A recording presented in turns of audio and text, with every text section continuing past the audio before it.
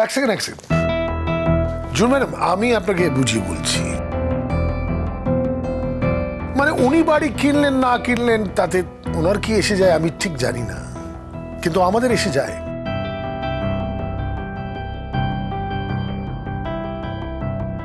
দেখুন, আপনাকে একটু ইতিহাসটা জানিয়ে দিই, আপনি জানেন তাও মনে করে দিচ্ছি। আমার বৌদির শ্বশুর মশাই, মানে আমারও শ্বশুর মশাই, উনি বৌদির নামে বাড়িটা করেছিলেন। বৌদি এই বাড়ি ছাড়ার আগে নিজের শাশুড়ির মায়ের নামে বাড়িটা লিখে যান। আর আপনি নানান ওই ছক্কসে আর কি বাড়িটা নিজের নামে করে ফেললেন। কিন্তু আপনাকে এই বাড়িটা আমি বিক্রি করতে দেবো না, মানে আমরা কেউ বিক্রি করতে দেব না। আপনি কি আইনের ঊর্ধ্বে? না না না না না, আইনের ঊর্ধ্বে আমরা কেউই যেতে পারি না। যেমন আইনের ঊর্ধ্বে আপনিও যেতে পারেন না।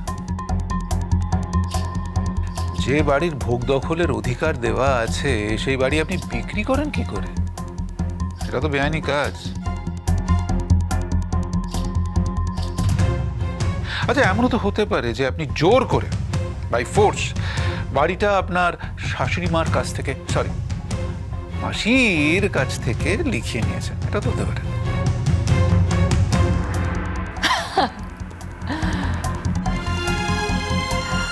আচ্ছা মিস্টার রোহিত সেন, আপনি জ্যোতিষী? হ্যাঁ, মানে এখানে বসে সব বুঝতে পেরে গেলেন? তোমাকে চেনার জন্য তোমার কাছে যাবার দরকার পড়ে না জুন। যারা তোমাকে জানে তারা দূর থেকে তোমার সবকিছু বুঝতে পারে। আমি তোমার কাছে হাত জোড় করছি, দয়া করে এই সেনগুপ্ত বাড়ির আর সর্বনাশ করো না। অনেক তো করেছো, একটা গোটা বাড়ি পেয়েছো নিজের নামে। ওই বাড়িটা নিয়ে সুখে শান্তিতে ওখানে সংসার করো না, থাকো না। কেন শুধু শুধু বাড়িটা বিক্রি করার লোভ দেখাচ্ছ তুমি? বাড়ি বিক্রি করতে আমি তোমাকে দেব না। শ্রীময়ী, তুমি কি আমাকে চ্যালেঞ্জ করছো নাকি?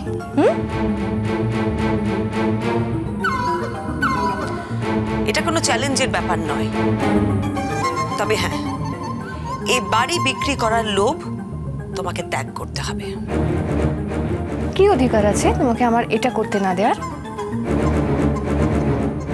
আমার হয়তো কোনো অধিকার নেই, কিন্তু যাদের অধিকার আছে তারা কিন্তু তোমাকে আটকাবে। কারা কারা? কোথায়? এই যেমন ধরুন আপনার শাশুড়ি মা, তিনি যদি কমপ্লেন করেন যে আপনি তাকে ঠকিয়ে জোর করে বাড়িটা লিখিয়ে নিয়েছেন, তাহলে কিন্তু আপনি বিশাল ফাঁসান ফাঁসবেন এবং বাড়িটা বিক্রি করার অধিকারও আপনার হাত থেকে চলে যাবে। এমন হতে পারে যে বাড়িটা আপনাকে হয়তো ফেরতও দিয়ে দিতে হতে পারে। শুনুন জনগুহ, আমার একটা খুব স্ট্রেট কাট পলিসি আছে। সোজা আঙুলে যদি ঘি না ওঠে তাহলে কিন্তু আমি এটাকে বাঁকানোর জন্য প্রস্তুত থাকি। অনেক তো হলো জুন ম্যাডাম, অনেক তো হলো, অনেক কিছু পেলেন। একটা সাজানো সংসার পেলেন, একটা গোটা মানুষ পেলেন, একটা গোটা বাড়ি পেলেন। তাও আপনার লোভের কোনো সীমা নেই? মানে এখন ওই বাড়িটাই বিক্রি করে দেবেন? এই যে চাকরিটা করছেন সেটা এই রোহিত বাবুর জন্যে? উনি যদি ওখানে বলে দেন, আর যদি জানাজানি হয়ে যায় যে আপনি এইভাবে ফ্রড করেছেন, ফ্রড করে একটা বাড়ি, গোটা বাড়ি বিক্রি করার চেষ্টা করেছেন, আপনাদের চাকরি চলে যাবে। আর এই গোটা বাড়িটা হাতছাড়া হয়ে গেল, তার মানে আপনার অবস্থা কি হলো? আপনাকে তো রাস্তা রাস্তা ভিক্ষে চেয়ে বেড়াতে হবে, তাই না?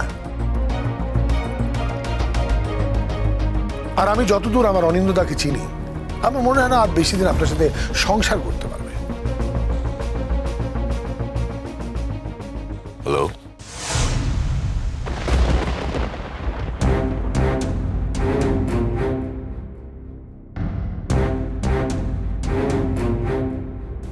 এখানে? আমাকে এখানে কেন ডাকা হয়েছে আমি তো বুঝতে পারছি না। অনিন্দ, এরা কিন্তু সবাই মিলে চক্রান্ত করে তোমাকে ডেকে এনেছে, আমাকেও ডেকে এনেছে। তুমি কিন্তু ওদের একদম ট্রাস্ট করবে না, ওদের ফাঁদে পা দেবে না। কে কার ফাঁদে পা দিচ্ছে সেটা এক্ষুনি পরিষ্কার হয়ে যাবে। আচ্ছা অনিন্দ, আপনি কি জানেন আপনার পৈতৃক বাড়িটা বিক্রি হয়ে যাচ্ছে?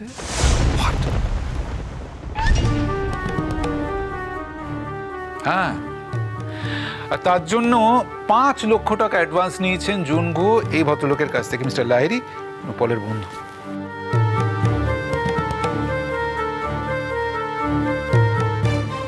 মানে কি? হ্যাঁ, আমি আপনার বাড়িতে 2 দিন গেছি। মানে আপনার স্ত্রীকে আমি 5 লক্ষ টাকা অ্যাডভান্সও দিয়েছি।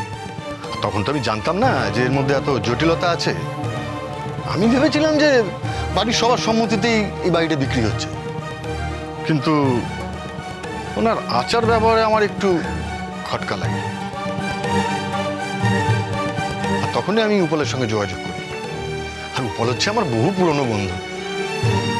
কোনো প্রপার্টি কেনা বেচা হলে আমাদের বন্ধুরা সবাই ওই উপলের সঙ্গে কনসাল্ট করে। আর সেটা ভেবে আমি মানে উপলের সঙ্গে কথা বলতে গিয়ে জানতে পারলাম যে এটা উপলেরই শ্বশুর বাড়ি।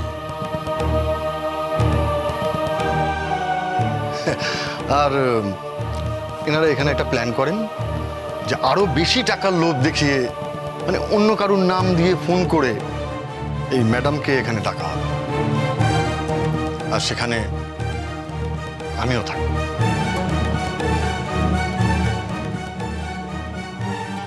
So, তুমি তাহলে কাজটা করেই ছাড়লে, অথচ কালকে যখন তোমায় জিজ্ঞেস করা হলো তুমি পরিষ্কার ডিনাই করলে। তুমি বললে এরকম কিছু করোনি তুমি। অনিন্দ, আমরা এই বিষয়ে পরে কথা You're such a cheat. আমরা এই বিষয়ে পরে কথা বলবো। না না না না, কোনো পরে কথাটা তো হবে না। তোমাদের স্বামী স্ত্রীর যদি কোনো আলোচনা থাকে সেটা তোমরা পরে করতে পারো, যেখানে খুশি করতে পারো, কিন্তু এই ব্যাপারে যে কথা হচ্ছে সেটা এখানেই বলতে হবে, এখানেই শেষ করতে হবে। কাকে ছেড়ে কার সাথে ঘর করছেন অনিন্দ? আপনি তো দেখছি জানেনই না আপনার বউ কোন দিকে যাচ্ছে। বউয়ের সাথে কোনো আন্ডারস্ট্যান্ডিং নেই, বউয়ের উপর কোনো কন্ট্রোল নেই। আমি দেখছি উনি আপনাকে কন্ট্রোল করছে। এসব কথা বলার মানে কি রোহিত বাবু?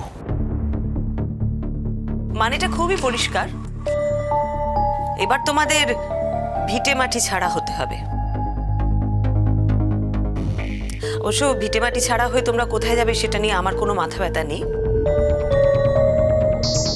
আমার একটাই বক্তব্য যে ওই বাড়িটা তো বাবার বাড়ি। বাবা একটা পরিস্থিতিতে পড়ে বাড়িটা আমার নামে লিখে দিয়েছিলেন। ওই বাড়ি থেকে বেরিয়ে আসার আগে আমি বাড়িটা মায়ের নামে লিখে দিয়েছিলাম। মায়ের নামে এই কারণে লিখে দিইনি যাতে এই জুন গুহ একদিন ওই বাড়িটা বিক্রি করে তার ফায়দা লোটে। ওটা বাবার বাড়ি, আর যদি কোনো কারণে বাড়িটা বিক্রি হয়ে যায় বাবা অত্যন্ত কষ্ট পাবেন। যে কটা দিন বেঁচে থাকবেন কষ্ট নিয়ে বেঁচে থাকবেন, আর আমি সেটা কিছুতেই হতে দেব না। কেন করলে চুপ? কেন করলে এটা? কাকে জিজ্ঞেস করে করলে? কার পারমিশন নিয়ে করলে? ইনফ্যাক্ট তুমি আমার মায়ের এই ব্যাপারটা নিয়ে আপত্তি ছিল, তাকে অবধি এটা বলনি। দেখেছেন তো অনিন্দ, আপনার মাকেও জানায়নি কিন্তু। মাসি মাসি করে তো সারাক্ষণ জব করতেন, আর এই বেলায় যাক ব্যাপারটা অনেক জলবৎ তরলং হয়ে গেল। অনিন্দ, মাসিমাকে বলুন যে এটা বলতে জুন গুহ জোর করে বাড়িটা লিখিয়ে নিয়েছে এবং এই মর্মে কোর্টে একটা কেস করতে। কোনো রকম কোনো কনসালটেন্সি যদি লাগে বা কোনো সাহায্য লাগে আমি আছি। হ্যাঁ, এখন যদি জুন গুহ ভালো ভালো মিটিয়ে নেন তাহলে অবশ্য অন্য ব্যাপার। অপাত্রে কোনো কিছু দান করাই শোভা পায় না। তোমার মাকে বলো বাড়িটা যেন উনি নিজের নামে আবার ফিরিয়ে নেন, আর তার জন্যে যা যা করা দরকার সেটা যেন উনি অবশ্যই করেন।